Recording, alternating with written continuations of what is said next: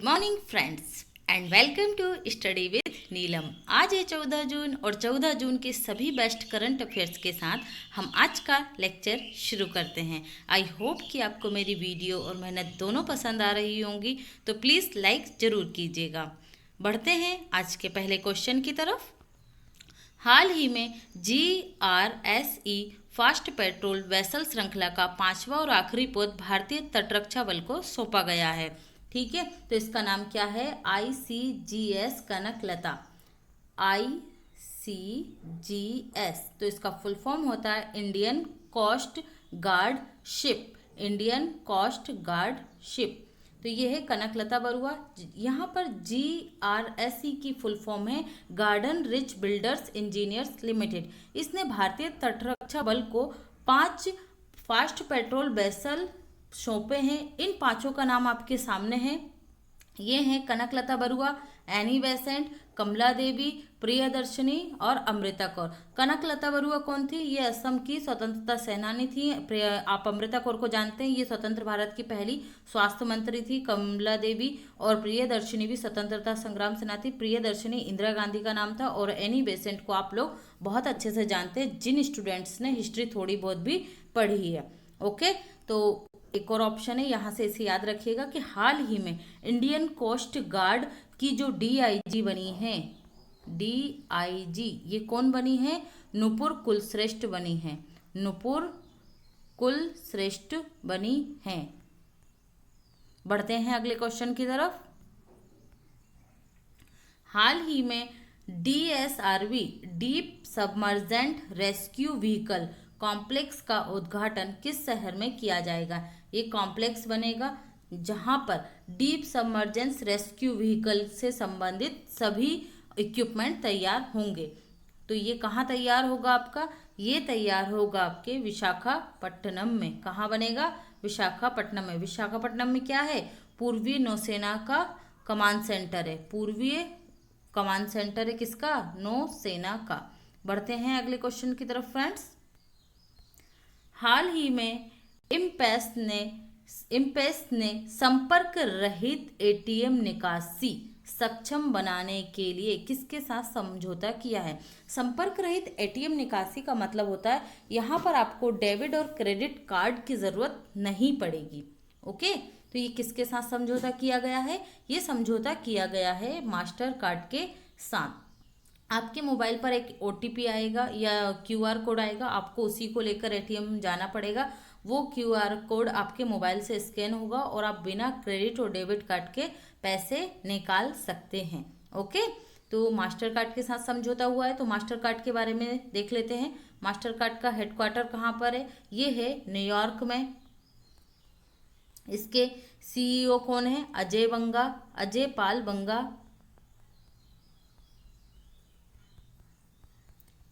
Friends, ये fact भी याद रखिएगा कि भारत USA के बाद दूसरा ऐसा देश होगा जहां पर संपर्क रहित ATM निकासी सेवा होगी। एमपेस जो है, एमपेस के बारे में जान लीजिए। एमपेस ये है cloud based payment service provider. Cloud based payment service provider. Okay, clear है? बढ़ते हैं अगले क्वेश्चन की तरफ।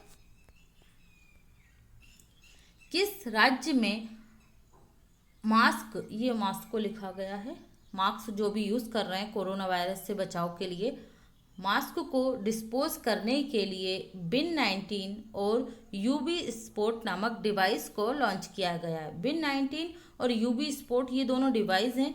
इन दोनों की सहायता से जो मास्क होते हैं उनको डिस्पोज किया जा सकेगा और उसमें जो कोरोना वायरस के कीटाणु होते हैं, वायरस के जो अंग कुछ छिद्र रह जाते हैं, उनको वो क्या कर देगा? कीटाणु रहित बना देगा। इन 2 डिवाइसों में उन्हें डाला जाएगा और वो क्लीन होकर बाहर निकलेंगे, फिर उन्हें डिस्पोज किया जा सकेगा। तो ये बने हैं आपके कहाँ पर? केरल में। याद रखिएगा, केरल ने लॉन्च किया है बिन 19 और UV स्पोर्ट। बात आई है केरल की, तो ये भी ध्यान रखिए कि ये किस कंपनी द्वारा बनाया गया है। ये एक स्टार्टअप कंपनी है, VST mobilization solution. VST mobilization solution Cochin की कंपनी है, एक स्टार्टअप है, ठीक है, उन्होंने ही ये बनाया है। केरल की बात है, ये तो केरल को देख लेते हैं। केरल के सीएम कौन है? सीएम है पिनाराई विजयन। कैपिटल क्या है केरल की? तिरुवनंतपुरम। गवर्नर कौन है? आरिफ मोहम्मद खान, ठीक है। एक और चीज याद रखिएगा, प्लाज्मा थेरेपी से कोरोना वायरस के मरीजों का इलाज करने वाला पहला राज्य कौन बना था? तो ये बना था अपना केरल। और अगर देश की बात होगी जो ऑनलाइन प्लाज्मा थेरेपी प्रोवाइड कर रही है, तो वो अपन ने कल ही पढ़ा था, बांग्लादेश है, ठीक है। केरल के बारे में याद रखिएगा, इसे मसालों का बाग कहा जाता है केरल को। और केरल की पहली महिला डीजीपी कौन बनी है अभी हाल ही में? आर श्रीलेखा, ये मैं आपको बता चुकी हूँ, आर श्रीलेखा। बढ़ते हैं अगले क्वेश्चन की तरफ। फ्रेंड्स, अगर आपको मेरा चैनल पसंद आ रहा है तो प्लीज़ इसे सब्सक्राइब कीजिए। जो स्टूडेंट्स से पहली बार देख रहे हैं, लाइक कीजिए, शेयर कीजिए। बढ़ते हैं अगले क्वेश्चन की तरफ। हाल ही में OECD ने वित्तीय वर्ष 2020-21 के लिए भारत के जीडीपी ग्रोथ रेट को कितना रहने का अनुमान व्यक्त किया है? तो ये व्यक्त किया गया है, ये यहाँ पर मिस प्रिंट हो गया है, 3.5%, -3.5% इसने अनुमान व्यक्त किया है। हमने कल ही पढ़ा था, फिच ने कितना किया है? फिच ने किया है 9.5%। और वर्ल्ड बैंक के द्वारा कितना किया गया है? वर्ल्ड बैंक ने बताया है आपका 3.2%। आपको सभी का याद रखना है, जिससे कोई कहीं से भी किसी भी ऑर्गेनाइजेशन से रिलेटेड क्वेश्चन पूछा जाए तो आपको कंफ्यूजन क्रिएट ना हो। एक बार फिर से देख लेते हैं। OECD ने जो बताया वो है 9.35%, -3.5%। वर्ल्ड बैंक ने जो बताया, वर्ल्ड बैंक का है 3.2%। और फिच ने जो रेटिंग दी है वो है 9.5%। ओके फ्रेंड्स, क्लियर है? बढ़ते हैं आगे। किस देश ने अपनी एक सड़क का नाम बदलकर गुरु नानक जी के नाम पर रखने की घोषणा की है? किस देश में? तो ये है आपका राइट आंसर यहाँ पर ब्रिटेन। देखिए, अभी ब्रिटेन में क्या हो रहा है, जो विरोध प्रदर्शन चल रहे हैं अमेरिका में हो रहे हैं उससे प्रेरित, तो वहाँ पर ये अवधारणा चल रही है कि जो लोग तानाशाह थे उनके नामों को बदलकर, जिन लोगों की वजह से आज वो प्लेस फेमस है, जिन लोगों के नाम से जाना जाता है, उन्हीं के नाम पर उन सड़कों का नाम रखा जाए। तो इस पहल के साथ ही जो ब्रिटेन सरकार है, उन्होंने साउथ लंदन के सिख लोगों की जो संख्या है वहाँ पर अधिक है, तो वहाँ की जो सड़क है उसका नाम बदलकर क्या कर दिया है? गुरु नानक जी सड़क कर दिया है। तो वहाँ पर गुरु नानक सड़क ही क्यों रखा गया उसका नाम? उसका नाम इसलिए रखा गया है कि भारत के बाहर विश्व में गुरु सिंह सभा सबसे बड़ा गुरुद्वारा है। गुरु सिंह सभा सबसे बड़ा गुरुद्वारा है, इसलिए उस वहाँ की सड़क का नाम क्या रखा गया है? गुरु नानक जी सड़क कर दिया गया है। अच्छे से आप इसे ध्यान रखिएगा। आपने सुना होगा इजराइल ने भी अपनी एक सड़क का नाम क्या था? तेल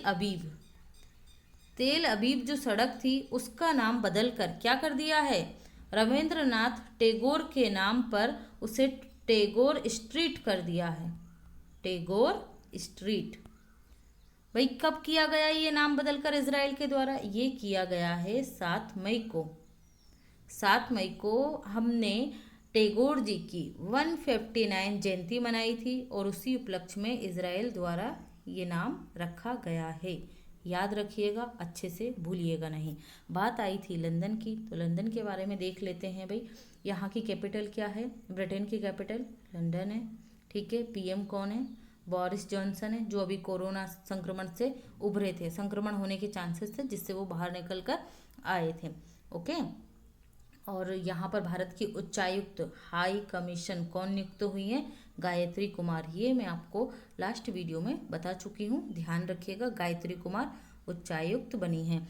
ऋषि सुनक का नाम आपने सुना होगा, जो भारतीय मूल के हैं। ऋषि सुनक ये ब्रिटेन के कौन हैं? अभी वित्त मंत्री हैं ऋषि सुनक। ओके, चलिए बढ़ते हैं आगे फ्रेंड्स। हाल ही में किस राज्य ने दिव्यांग आंगनवाड़ी कार्यकर्ताओं को कोरोना योद्धा का दर्जा दिया है।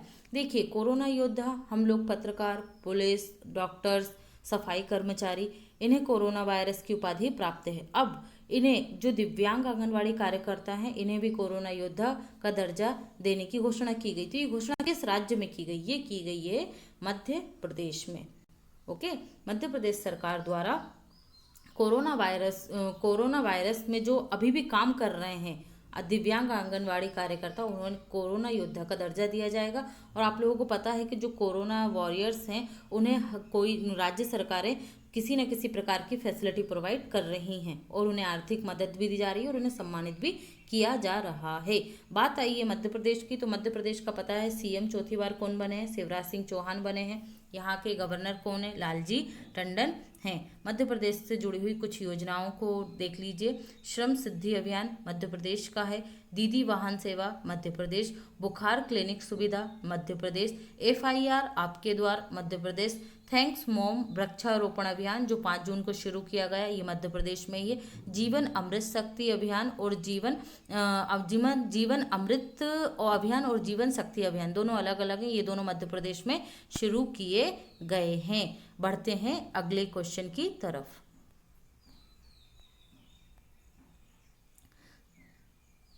तमिलनाडु सरकार ने कोयम्बटूर का नाम बदलकर क्या कर दिया है? आपने न्यूज़ में सुना होगा, तमिलनाडु सरकार द्वारा 1018 प्लेसेस के नाम बदल दिए गए। तो ये सब आपके लिए इम्पॉर्टेंट नहीं है, कुछ कुछ स्थान है जिनके नाम इम्पॉर्टेंट है और हमें वहाँ ध्यान देना है। ठीक है, तो तमिलनाडु का नाम करके क्या कर दिया है? कोयम्पुथुपुर कर दिया है। ओके, तो इसमें ध्यान रखिएगा 1018 जिलों और शहरों का नाम बदल दिया गया। तो जो तमिलनाडु की बात आई है, तो तमिलनाडु के सीएम कौन है? तमिलनाडु के सीएम हैं एडापड्डी के पलानीस्वामी। एडापड्डी के पलानीस्वामी। गवर्नर कौन है? बनवारी लाल पुरोहित। गवर्नर हैं बनवारी लाल पुरोहित। और तमिलनाडु का भी हाल ही में 38वां जिला 38वां जिला कौन सा बना था? महिलादुथुरैलाई। याद रखिएगा ये। बढ़ते हैं अगले क्वेश्चन की तरफ। इनफ्लोज नाम से बाढ़ चेतावनी तंत्र किस राज्य के मुख्यमंत्री द्वारा लॉन्च किया गया है? इनफ्लोज, याद रखिएगा ये। देखिए, इनफ्लोज जो बाढ़ चेतावनी तंत्र है, ये रखा गया है, लॉन्च किया गया है महाराष्ट्र सरकार के द्वारा। महाराष्ट्र सरकार के जो मुख्यमंत्री हैं उद्धव ठाकरे ने, उन्होंने बाढ़ की भविष्यवाणी करने के लिए इस चेतावनी तंत्र को विकसित किया है। इनफ्लोज, इसका फुल फॉर्म होगा आपका integrated flood warning system. Integrated flood warning system.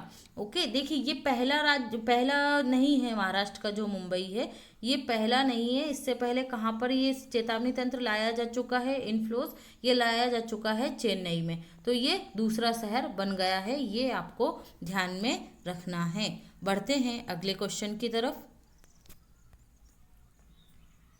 हाल ही में कोरोना वॉरियर्स को समर्पित गीत रख हौसला हिम्मत ना हार किसके द्वारा जारी किया गया है? ये जारी किया गया है ITBP के द्वारा। इसे गाया किसने है? वरुण कुमार ने इसे गाया है और वरुण कुमार ने इसे लिखा है और विक्रमजीत सिंह ने इसे गाया है और विक्रम सांगा द्वारा इसका संगीत दिया गया है। वरुण कुमार द्वारा लिखा गया है, विक्रमजीत सिंह ने इसे गाया है और विक्रम सांगा ने इसको संगीत दिया है। ठीक है, आप लोगों ने सुना होगा मिशन फतेह गीत के बारे में सुना था, पंजाब सरकार द्वारा लॉन्च किया गया था, ये याद रखिएगा। बढ़ते हैं अगले क्वेश्चन की तरफ। हाल ही में अंतर्राष्ट्रीय रंगहीनता जागरूकता दिवस कब मनाया गया? रंगहीनता जागरूकता दिवस मनाया गया है 13 जून को। रंगहीनता क्या होती है? ये होती है कि बहुत सारे लोग ऐसे हैं जिन्हें ये बीमारी होती है, वो रंगों को ठीक से पहचान नहीं पाते हैं। ये आपको ध्यान रखना है। इसकी थीम भी देख लीजिए, थीम है मेड टू साइन। ओके, तो बात आई है दिवस की। तो पहले 1 जून को क्या मनाया? World milk day. 2 जून को क्या मनाया? तेलंगाना दिवस। 3rd को क्या मनाया? World bicycle day. 5th को क्या मनाया? पर्यावरण दिवस। 7 को क्या मनाया? विश्व खाद्य दिवस। 8 जून को विश्व महासागर दिवस। 12 जून को बाल श्रम के विरुद्ध दिवस। और 13 जून को मनाया है अंतर्राष्ट्रीय रंगहीनता जागरूकता दिवस। ये सभी आप लोग याद रखिएगा। बढ़ते हैं अगले क्वेश्चन की तरफ। किस राज्य सरकार द्वारा बाल मजदूरों को शिक्षित करने के लिए बाल श्रमिक विद्या योजना शुरू की गई है? ये शुरू की गई है उत्तर प्रदेश के सरकार के द्वारा। 12 जून को उत्तर प्रदेश के मुख्यमंत्री योगी आदित्यनाथ के द्वारा बाल श्रमिक विद्या योजना शुरू की गई है। इस योजना में जो श्रमिक बच्चे हैं, 2000 बच्चों को चयनित किया जाएगा जनपदों से। इन 2000 बच्चों को, लड़कों को 1000 रुपये और लड़कियों को 1200 रुपये की हेल्प की जाएगी, उन्हें पढ़ाया जाएगा।